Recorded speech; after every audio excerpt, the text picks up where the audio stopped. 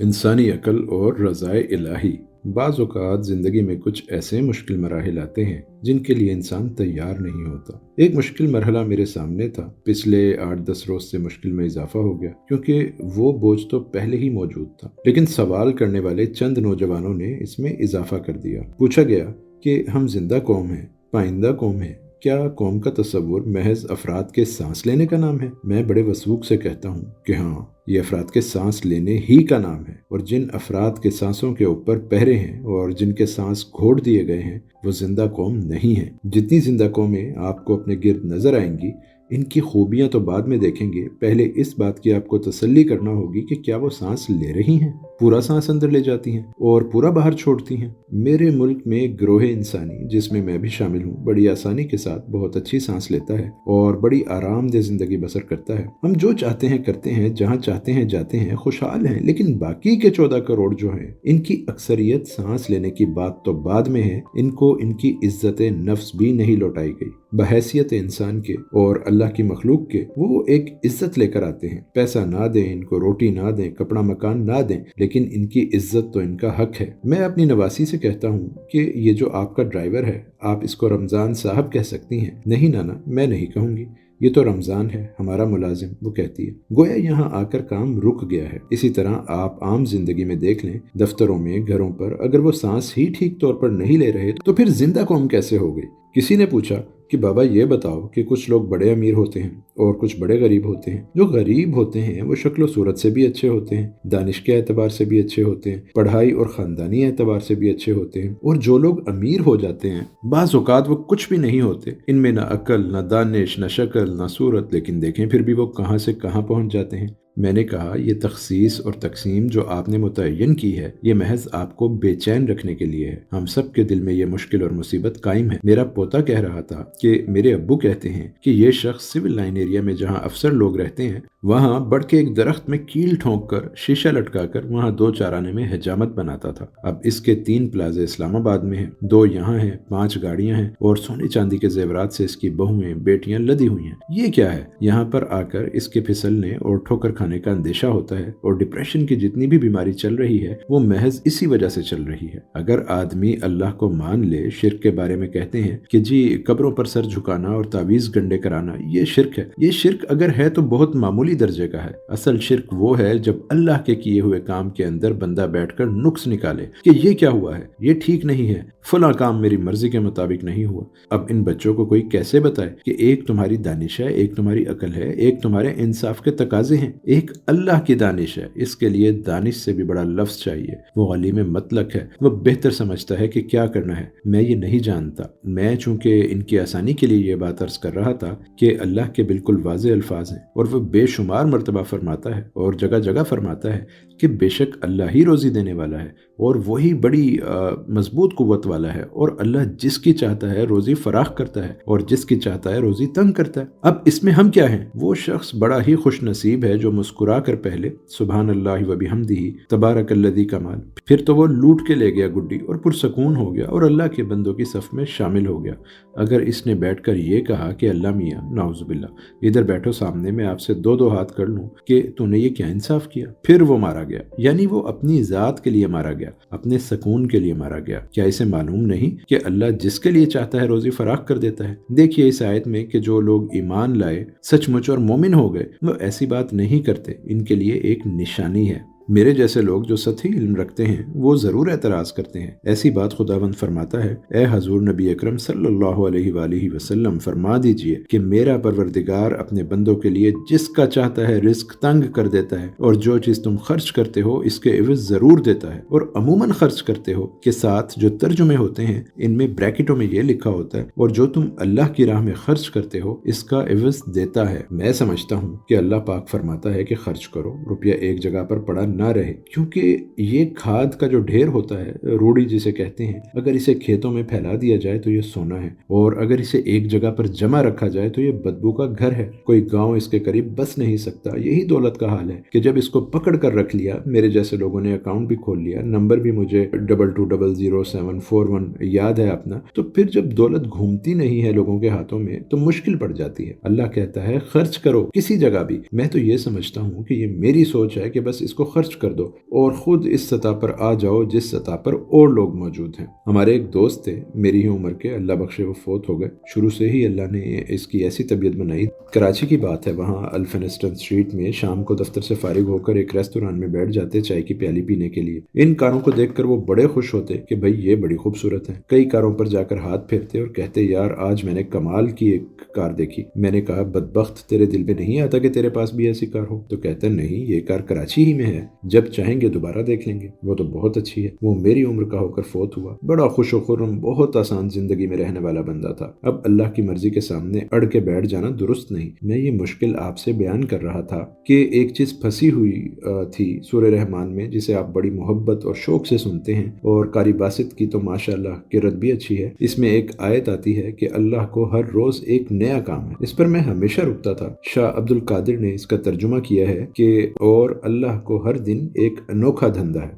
وہ پرانے زمانے کا ترجمہ کرتے تھے، بہت پیارا۔ مولانا اشرف علی تھانوی کہتے ہیں اپنے ترجمے میں، اور اللہ کو ہر روز ایک نیا کام ہے۔ فتح محمد جالندری نے لکھا ہے کہ اور اللہ کو ہر روز ایک کام ہے۔ تو میں اپنے طور پر بہت حیران ہوتا تھا اور ہوتا رہا ہوں کہ اللہ کو ہر روز کیا کام ہو سکتا ہے۔ بڑی پریشانی ہوتی، کئی تفاسیر دیکھی، سمجھ میں بات نہیں آئی۔ الحمدللہ جب یہ بچے مجھ سے ملے تو ایک ایسی کتاب جس کی جلد پھٹی ہوئی تھی اور پتہ نہیں تھا کہ کس کی ہے، کیسی ہے، اس کو میں ایسے ہی دیکھ رہا تھا تو اس میں ایک بادشاہ نے اپنے وزیر سے سوال کیا کہ اللہ نے یہ جو کہا ہے کہ مجھے ہر روز ایک نیا کام ہے تو اس کا مطلب کیا ہے؟ تو وزیر بیچارے کا یہ سن کر رنگ فک ہو گیا۔ بادشاہ نے وزیر سے کہا کہ 1 ہفتے کے اندر جواب دو ورنہ تمہارا سر قلم کر دیا جائے گا۔ وزیر روتا ہوا گھر آ گیا، بڑا رنجور اور پریشان اور درد مند۔ اس کو سوال کے معنی سمجھ میں نہ آتے تھے۔ ایک روز وہ بازار میں گیا، اس جگہ پر ایک عمارت بن رہی تھی۔ ایک سیاہ فام مزدور، اس زمانے میں وہ عرب افریقہ کا ہوگا، چنائی کے لیے گارا تیار کر رہا تھا۔ اس نے وزیر کو دیکھا اور پوچھا وزیر سلامت آپ کیسے پریشان بیٹھے ہیں، کیا بات ہے؟ وزیر نے کہا کہ بادشاہ نے مجھ سے یہ پوچھا ہے اور اس کا مطلب میری سمجھ میں نہیں آتا۔ مزدور نے کہا اس کا مطلب میں بتا دیتا ہوں۔ وہ سیاہ فام جو کچھ بھی پڑھا لکھا نہیں تھا، اس نے کہا لیکن تمہیں نہیں بتاؤں گا، یہ تو بادشاہ سلامت کو ہی بتاؤں گا۔ ان کے سامنے وزیر اسے بادشاہ کے دربار میں لے گیا اور جا کر کہا کہ حضور یہ ایک بندہ ہے، یہ مطلب بتائے گا۔ بادشاہ اسے دیکھ کر بہت حیران ہوا کیونکہ وہ پھٹے پرانے کپڑوں میں خستہ حالت میں تھا۔ مزدور نے کہا حضور اس کا مطلب یہ ہے کہ اللہ ہر روز ایک نئے کام میں داخل ہوتا ہے، صحت مند آدمی کو بیمار کر دیتا ہے، بیمار کو صحت مند کر دیتا ہے، غنی کو محتاج کر دیتا ہے، محتاج کو غنی کر دیتا ہے، پتہ نہیں کل ہمارے ساتھ کیا ہونے والا ہے، بادشاہ کو فقیر اور فقیر کو بادشاہ بنا دیتا ہے جب وہ چاہتا ہے اور جیسے چاہتا ہے کرتا ہے۔ بادشاہ نے وزیر سے کہا کہ اپنا لباس اتار کر اسے پہنا دو، آج سے یہ وزیر ہوگا، تم نالائق ہو۔ مزدور نے کہا کہ دیکھا آپ کو آج کیا ہو گیا، میں آپ کے حکم کے مطابق ایک بار لباس پہن لیتا ہوں لیکن اسے اتار کر پھر وزیر کو دے دوں گا کیونکہ یہ تو اللہ کا کام ہے۔ آپ کو زندگی میں عجیب و غریب واقعات پیش آئیں گے، میں جلدی سے آپ کو آپ کے دور کی ایک ماڈرن کہانی سناتا ہوں کیونکہ اس کی آپ کو زیادہ سمجھ آئے گی۔ ایک لڑکا تھا پیٹر ہین کوک، وہ گاؤں میں غربت سے دھکے کھا رہا تھا، ماں باپ اس کے تھے نہیں۔ وہ شکاگو میں آ گیا، وہاں آ کر اس نے دیکھا کہ اس زمانے میں بگیاں چلتی تھیں، موٹریں ایجاد نہیں ہوئی تھی، گھوڑے سڑکوں پر لمبا سفر کرتے تھے تو بھاگتے ہوئے اکثر مر جاتے تھے، کارپوریشن اس وقت انہیں اٹھانے کا ذمہ نہیں لیتی۔ اس نے کہا کہ اگر میں مرے ہوئے گھوڑے اٹھا لیا کروں تو آپ کو کوئی اعتراض تو نہیں ہوگا؟ لوگوں نے کہا کہ ہم تو اس کے لیے آپ کے بڑے شکر گزار ہوں گے۔ چنانچہ اس نے ایک ہاتھ گاڑی بنا لی اور دن بھر گھومتا،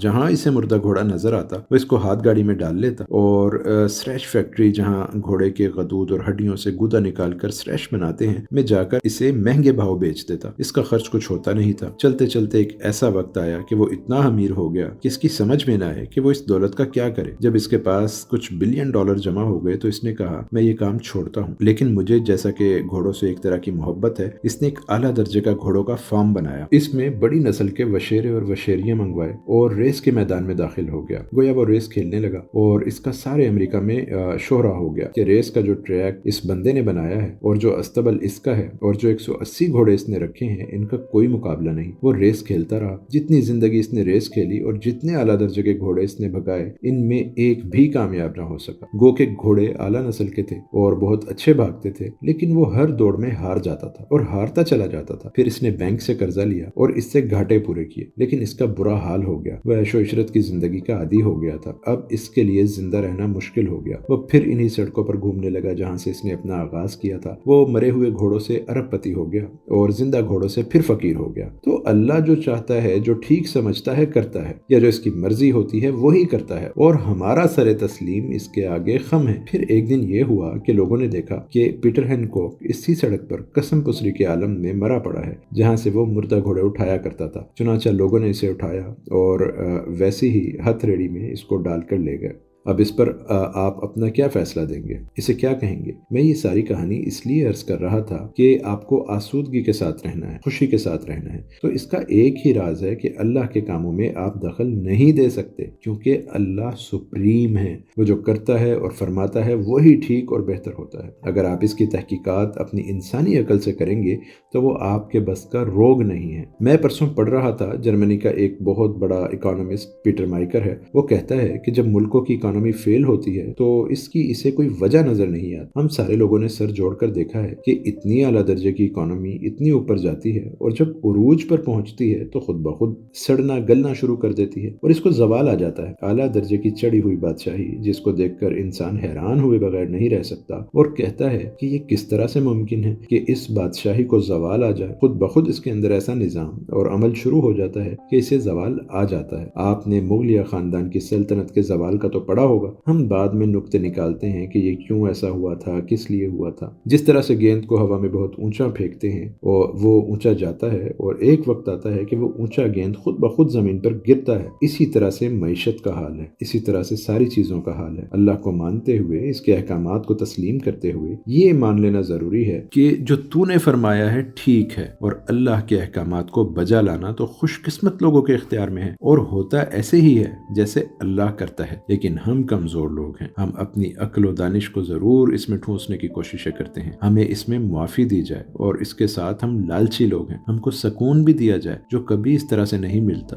زیادہ مین میخ نکالنے سے، بلکہ اس طرح ملتا ہے جیسے میرا موٹروں کو پسند کرنے والا دوست تھا۔ میرے ایک اور دوست لاہور میں جی پی او کے پاس کھڑے ہو جاتے تھے اور کار میں جاتے ہوئے لوگوں کو دیکھ دیکھ کر نفرت کا اظہار کرتے اور کہتے کہ ان کی شکلیں دیکھو، اس کی پکوڑے جیسی ناک ہے اور کتنی اعلیٰ درجے کی کار میں جا رہی ہے۔ میں نے کہا اب کیا کریں؟ کہنے لگا بس میرے جی میں آتا ہے کہ میں اسے توپ سے اڑا دوں۔ توپ سے اڑانے والی ذہنیت اپنی اپنی جگہ پر ہم سب میں ہے، لیکن اس سے کچھ فائدہ حاصل نہیں ہوگا۔ اپنے آپ کو لالچ کے ساتھ زندہ رکھنے کے لیے بہت ضروری ہے کہ آپ اس بات کو تسلیم کر لیں کہ اللہ سپریم ہے اور جو اس نے چاہا ہے وہ ہوگا، اور میں اس کے ان بندوں میں سے ہوں جو اس بات کو مانتا ہوں کہ وہی ہوگا جو اللہ چاہے گا۔ لیکن کام کرتے رہنا انسانیت کا شرف ہے، وہ میں ضرور کروں گا۔ جیسے بدصورت سے بدصورت عورت بھی میک اپ ضرور کرتی ہے تو میں بھی میک اپ کروں گا۔ اے میرے پیارے اللہ تعالیٰ، میں کسی بات کو اس کے ساتھ وابستہ نہیں کرتا کہ میری دانش، میری عقل اور میری کوشش کوئی تبدیلی پیدا کر سکتی ہے۔ میں ناچتا رہوں گا اپنا کشکول ہاتھ میں لے کر، اگر اس میں کچھ پڑھنا ہے تو پڑھ جائے، لیکن میں اپنا ناچ نہیں روکوں گا جو تیری بارگاہ میں 24 گھنٹے ہوتا رہے گا۔ اللہ آپ کو آسانیاں عطا فرمائے اور آسانیاں تقسیم کرنے کا شرف عطا فرمائے۔ اللہ حافظ۔